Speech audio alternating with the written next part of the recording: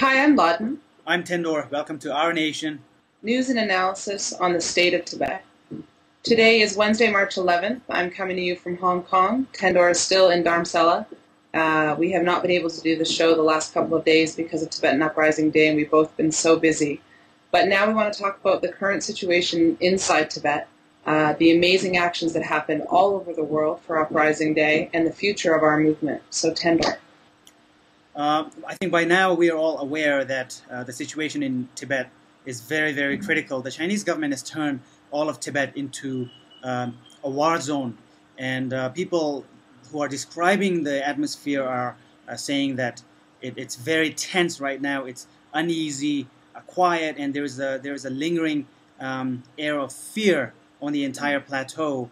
And here are some photos of the lockdown that AP and AFP have taken, and these are photos of troop movements in eastern Tibet, in Kham and Amdo. It's amazing they even got these photos out, considering that the Chinese government has sealed most Tibetan areas off to the media. They've kicked foreign journalists out. Clearly, they must have been hiding in some way to get these. One of the photos, AFP, is out of a car window. You can actually see the car window in the shot. And you can just see the obvious show of force from the Chinese government side designed to intimidate Tibetans on the ground, average people in the streets, so that they will not do anything or take any action around March 10th. And you know, when you see the troops, when you see the army trucks, when you see the guns, sometimes it's harder to see the suffering of the people, the individual people who have to live under this kind of situation.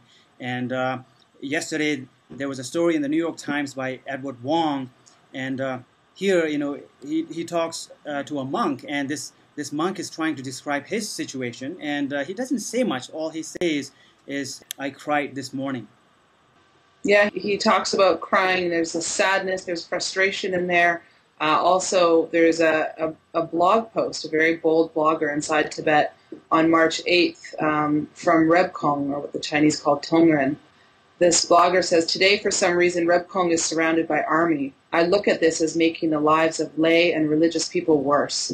This is an attempt to frighten the people and destroy the joy and happiness of Rebkong. Do they want to start disturbances as last year? I am really frightened." So this just gives you a sense of how people are feeling on the inside. At the same time, we've heard that monks in Amdong Ngaba have been taken away in the middle of the night. The monastery has had to sign an agreement saying there'll be no protest or they will shut the monastery down. Also, phone mobile service in Lhasa being taken out from March 10th to April 1st. They actually had the nerve to send a message to all these mobile subscribers, according to Jane McCartney in a London Times article, saying that, we are going to be unable to provide you service between March 10th and April 1st, and we hope it's no inconvenience for maintenance or whatever. I mean, it's just blatant, but I don't know why I'm even shocked or amazed that they would do this. So it's obvious that the Chinese government is trying to kill the story, not let the world know anything about what's happening in Tibet and what they're doing in Tibet. But in spite of all of their efforts, the world is, learning about the situation in Tibet. And in fact, yesterday and today, Tibet is the #1 story on Google News, and almost every single major news outlet across the world have covered the crackdown on Tibet. Yeah, I think it's safe to say every major news outlet and the not-so-major news outlets have covered the situation in Tibet, partly because it's the 50th anniversary, because of the one-year anniversary, and then Beijing only, makes it more obvious something's wrong there by doing this lockdown. And if you look here, the Financial Times in Hong Kong, I went out yesterday, and this is what paper I found, cover His Holiness photo, and then again today, another cover photo of troops. The International Herald Tribune, again, photo. I mean, this is incredible coverage. This is an article here again, both 10th and 11th from the International Herald Tribune. The South China Morning Post here in Hong Kong, the major English daily, has an incredible 3-day spread discussing Tibet and the issue and both sides of the story. But today there was really amazing articles.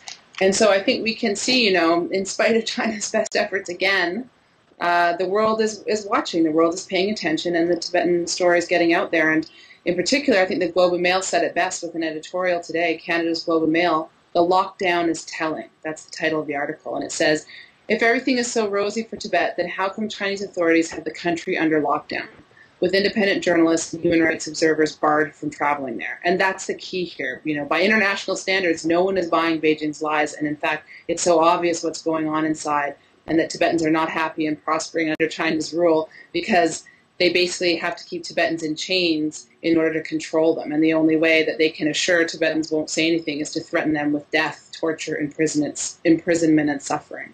So yesterday was March 10th. It was the 50th anniversary of the regional uprising in Tibet.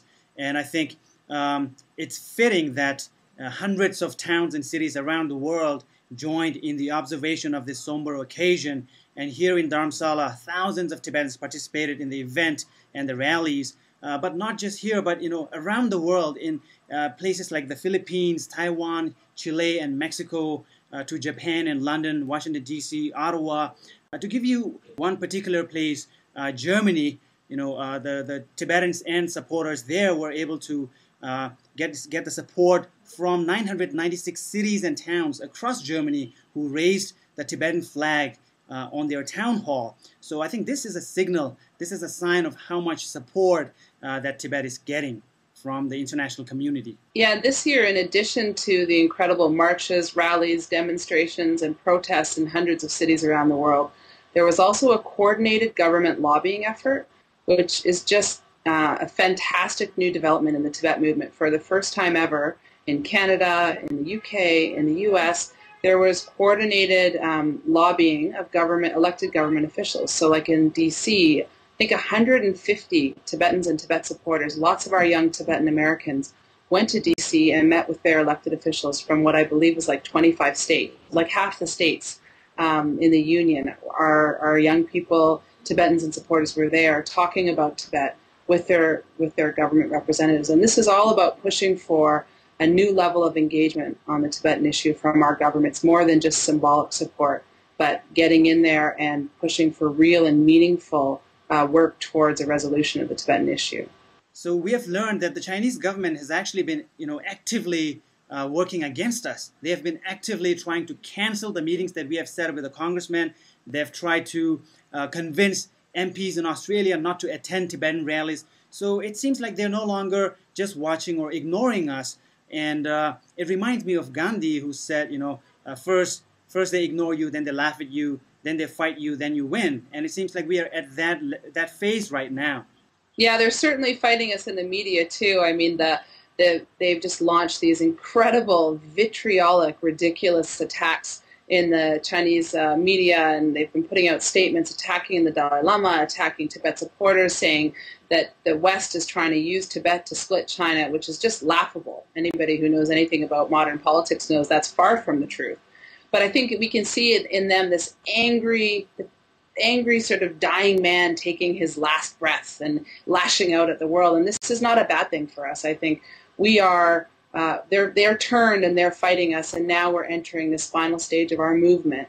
This is not the end of anything. This is the beginning of something, and it's the beginning of the home stretch. And it may be long, it may take us a while, but we are committed to walking this path. A new generation of Tibetans is committed to walking this path with as much determination and hopefully, new tools and strategies. In fact, we know new tools and strategies that weren't available to our parents and grandparents. Exactly, and I think Tibetans are ready. Tibetans at large, whether in exile or especially in Tibet, are totally ready for this last phase of our struggle. And we see this not just as a burden or responsibility, we see this as a privilege to make history and to change history. Absolutely, and on those words, we'll end it here. I'm Lhadon from Hong Kong. This is Our Nation. And Tendor from Dharamsala, Our Nation News and Analysis on the State of Tibet.